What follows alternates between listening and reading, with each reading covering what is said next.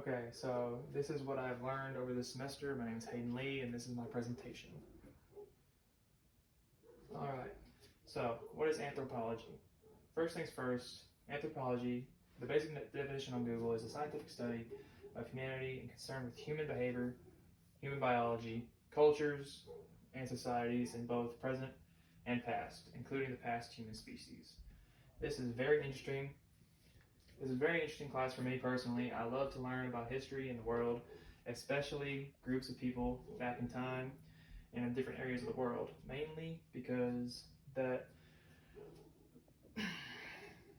every person that has ever lived has made a mark on the world and how the different areas contribute to their cultures.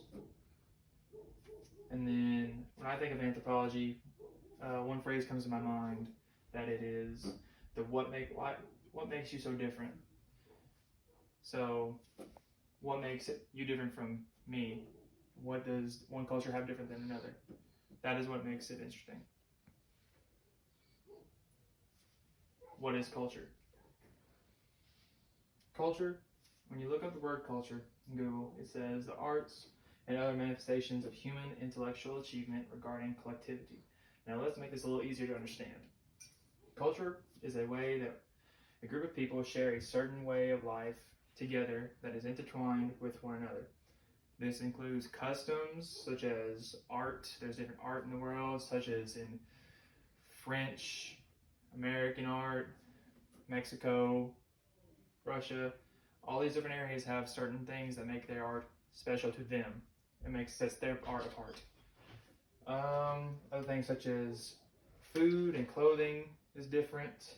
And then another thing is like religion, what is viewed as being morally correct and what is acceptable and what is not acceptable. Culture to me is a driving force that makes each society and group of people different from one another throughout history. How do we do anthropology? The process of doing work is quite simple. However, you must know what type of work you want to do. This is what makes anthropology so different, that there are so many different angles to look at a certain topic. It just depends on the perspective that you look from. There are many kinds of different anthropology that we will dive deeper into further into the slideshow, but there are many categories. There's biological anthropology, cultural anthropology, linguistic anthropology, and archaeology. These are general ways that anthropologists must decide to look at a topic, and because each way provides valuable ways to study and learn about people or groups from present day to the groups of the past. These ways of study are what make the work of anthropologists so interesting and different from other fields of work, because there is such a broad spectrum in viewpoints of all categories to look at and learn from.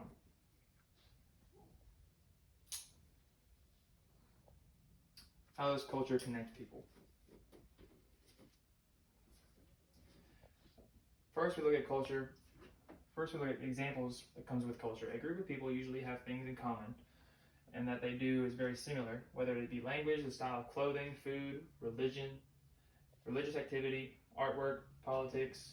Every civilization has things that bind it together and make it one. And some nations, such as our own here in America, show that multitude of what groups of people lived here. It is truly special to see all these different types of cultures here in one nation and able to share and show what they have to offer to others. Examples of this can be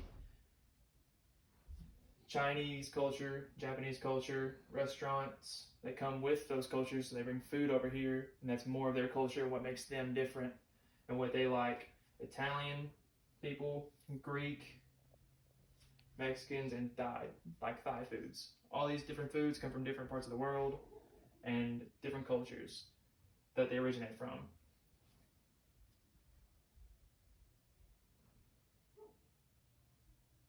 Besides food, culture is not just because people in the different countries of the world. People who live in the same country can also have different cultures. An example of this would be people from like southern states such as Louisiana are different from people of those in New York, in the northern state. It all depends on what's viewed as important to people. In New York is a very big, very flashy city, such as the Bronx, Harlem, the main square. Everything's big and flashy and grabs your attention. And then states such as Louisiana is more southern, more natural, more naturalistic. It's like small towns, not as big and flashy. It's different cultures, and with that comes different types of people and what they view as being important. So, looking through that, and then it says, how are these connected? An example for this would be Louisiana can be different, have different language compared to the language of New York. And like that, meaning in most southern states, words are short. People use such things as y'all and ol for old. It just shortens it, and people understand that because that's part of their culture. It's Southern culture. People in New York can be seen and viewed as having more harsh tone. They may not mean to be sounding rude, it's just their tone. And it's just, New York people are very on the go. Because again, it's a big city, a lot of things are going on, and a lot of things are grabbing people's attentions. So if you want something, you gotta make sure people know you're serious about it. Another way is religion and culture. Religion plays a role in what people can deem to be morally right and wrong, to do how the religious way, so they live out in ways that goes with the religion. So what the religion says may be right and wrong. They live through that, and that's how that affects their culture. The third way would be art. Again, art has been known to show off what civilizations over time saw as important. Back in history through Da Vinci, he was an artist who invented things as well, made paintings, inventions. And in that time of creativity in the Renaissance, you saw everybody in that culture was a creative culture and wanted to make new things and make things that was important to their society.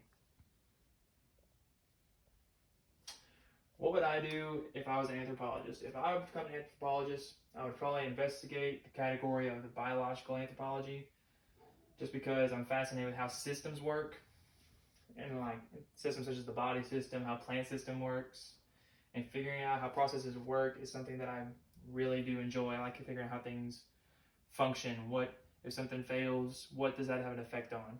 And what does that overall do to the overall system? And then a key area I would be in the study of how type of animals grew again is just evolution. How do we go and develop over time? How did humans get to where we are today? What was the process? What were the steps we took to become who we are today?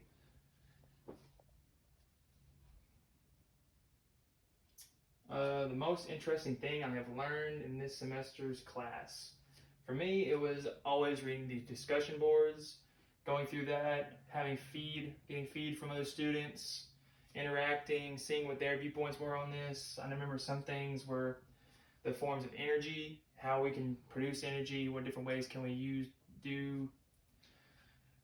energy to work to better our environment, and what's this shift of trying to use more electric systems more than gas power systems to save our economy.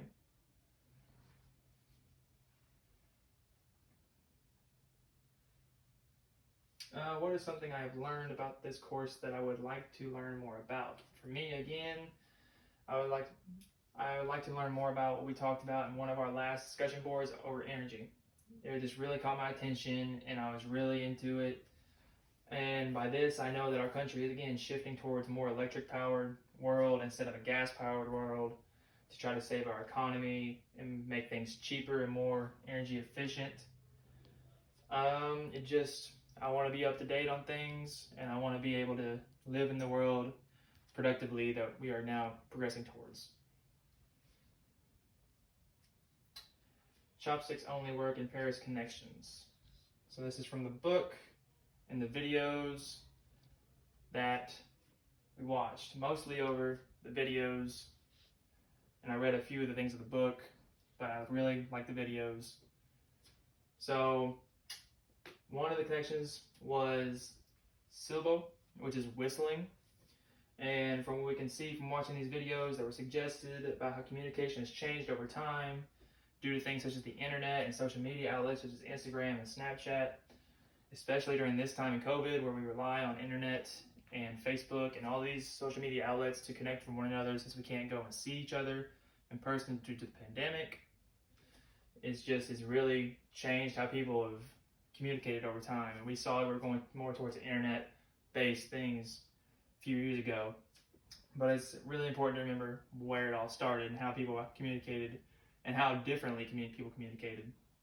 So for silbo is a form of whistling. It's passed on to magicians, and it was created in the Spanish Canary Islands, and it was a really cool way of people whistling. I'm not a very good whistler, but I wish I could communicate like this, because again, it just caught my attention. It's just something so different than what I'm used to. Instead of just posting something on a social media thing, these people used to communicate by whistling. And that could have been very confusing to some people who didn't know, but if you understood that, that is a way that you and your buddy can communicate, and only you two can do that. Again, different cultures bring different viewpoints and different outlets to people that do not know. Another one was the Mongolian throat singing. This also caught my attention. It was very entertaining for me to watch.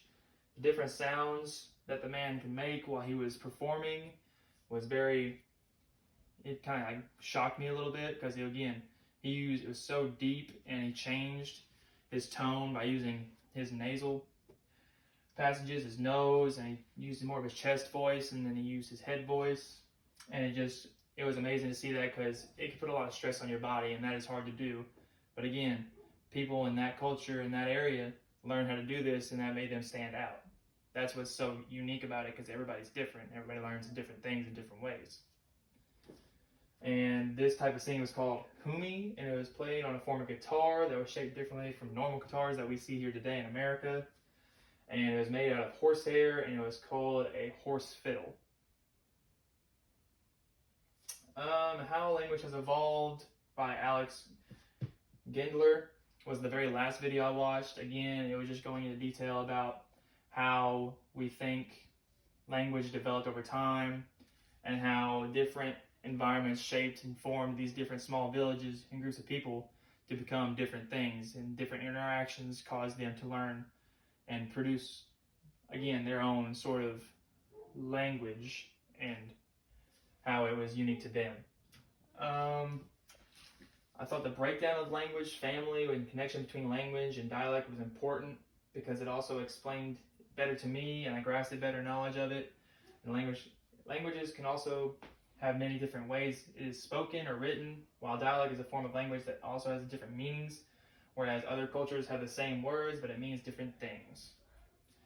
In all, I really enjoyed watching this video, and I learned about how we believe cultures receive the languages due to splitting of small villages and the different environments shaped and molded these people. However, we cannot truly know how all these cultures, languages derived and began, because we do not have enough resources and facts. As far as we go back, and we keep going back in history, we don't have solid facts. There's pretty much nothing we have that's a dead proof that this is where it starts. And that was my slideshow. Thank you for watching, and I hope I did a good job on this.